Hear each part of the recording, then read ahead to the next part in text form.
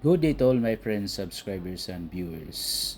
We have a new listing. This is Kasili Grove, Phase 2, located in Barangay Kasili, Consolacion, Cebu. So, mao ni siya ang subdivision, guys. This is a pre-selling.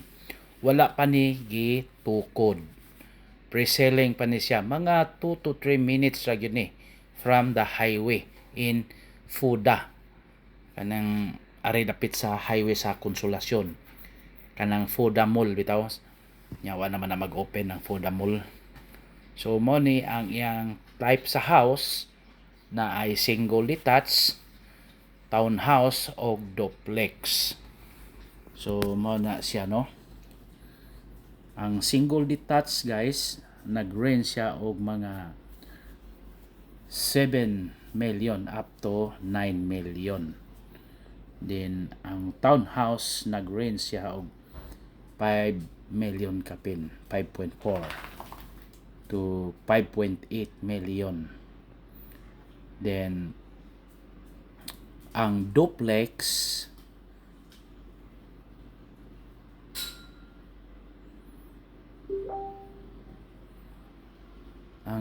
guys naa sa 5.8 up to 7 million po kapin, 7.6. So mo na siya, no. Townhouse, single detached, and duplex. Ato itong na single detached, townhouse, and duplex. Maura na siya, guys. So daghan na nignahalin kay based on inventory, guys. Total units reserved 112. Di na pa may 176. So 112 minus 176. So perti kusuga salin as of 11/19/2024 atong pagka November 19, 2024 at 2 PM. So ang nagpa-reserve, guys, niabot og 112. So nindot ni nga subdivision kay buhos ni siya, kanang dili ni siya hollow block, guys. Buhos according to the contractor akong kaistorya. Lig-on ni siya, kanang buhos ba, kanang puro gina simento. Mao ni naka-advantage sa ani nga kuan. Mao ni naka-advantage kay buhos gyud siya, lig-on gyud kaayo siya. So mao na nga yang presyo, sakto-sakto sad. So wa na magyud tay barato ron. Naa na magyud tay mga kuan, labi na Konsolasyon, matag-asa man kay presyo based on may update sa mga laing subdivision. Lote lang daan nag-range na mag 19,000 kapin per square meter. How much more kining house and lot? So mas maayo ni kay wala na kay building permit. So dili na kamo kuha og building permit. So diretso na ka. Mao na naka-advantage. So kini siya duplex man niyo. Mao na naka-advantage. Kung kuha ta og subdivision, diretso na lang kang bayad. Bank financing, wala siya Pag-ibig. Bank financing, or either kung magpag-ibig ka, hangyo kas developer, mag-usab gyud ang computation. Lahi man gyud ang computation sa kuan, sa Pag-ibig ug bank financing. So mao nay naka-diferensya, guys. So mao na siya single attached niyo. Kini siya mao duplex, mao dinhi duplex. So kini niyang lugar, guys, diya sa may kini nga location niya, guys. Nindot ni kay daghag lutsanan. Lusot ra ka dito Mandawi boundary naman na dapit sa Pika side na Mandawi naman. So man ay porma, no, sa yuta sa development murag dahon. So mori ang mahitabo pohon, ha, aktual, pero wala pa na, ha, kanang yuta pa gyud na, pero while lagi on pre-selling period, daghan man sa naginahanglan ng house and lot diri dapita. So mo ni siya. status. So nagdepende na to, no, pero as for me, gwapo na sad yun ni, kay elevated ba ni, dili gyud ni mabahaan. So mao na location guys kini. Amo man ning gisaka didto kay amo giusab pag vlog. So mao na mga requirements. So ato lasang gikan basig madala ra ninyo tan-aw, no.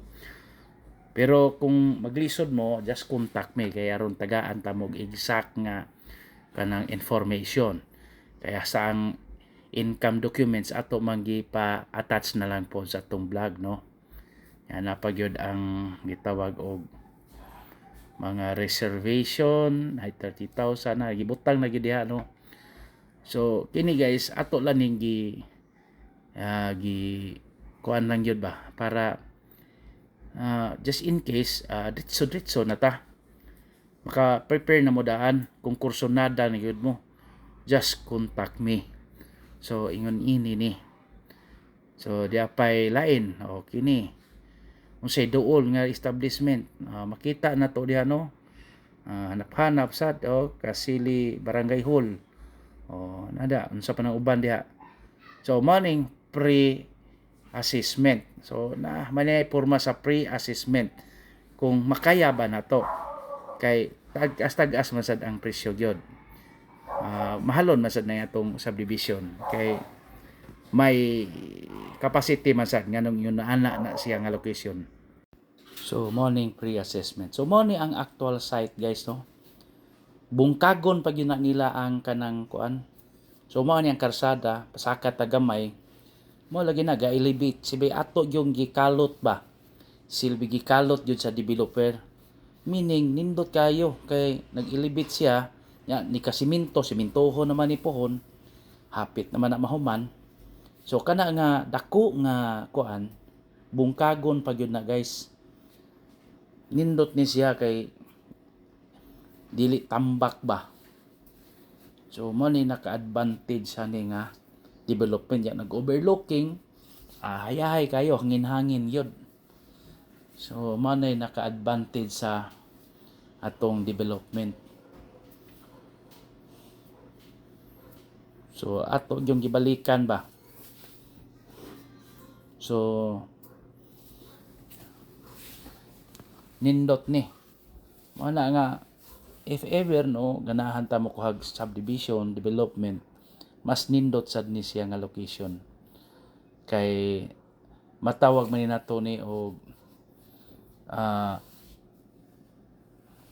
one of the best spot kay maayo baya nga location, elevated.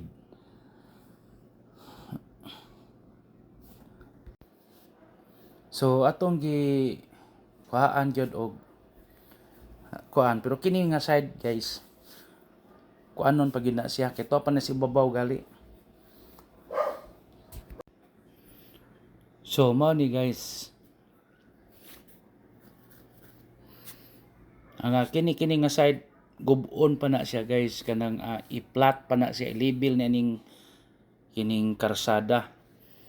So mao na nga mas nindot while pre-sealing pa.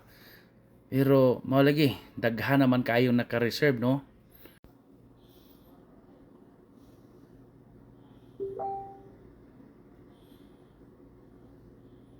So nindot kayo guys, no. So I repeat, by the way guys, ang total lot area ni guys almost 4 hectares. Hapit nimo 4 ka hektarya according to the katong contractor ako na istorya. Almost 4 hectares ni siya nga development. Then malagi to buhos kanag yung nindot kay buhos. Kabilyar ritso dayon na ba buhusan dayon manang lig-on kayo ang yang house and lot. So dili ka alkansi or dili ta alkansi, nindot kayo kay solid ba.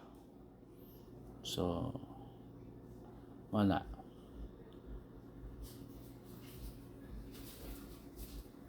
So balik ko na to guys, no, ang atong development dire townhouse, single detached, rear attached, duplex, townhouse 3-story, single detached 3-story, single attached 3-story, duplex 3-story.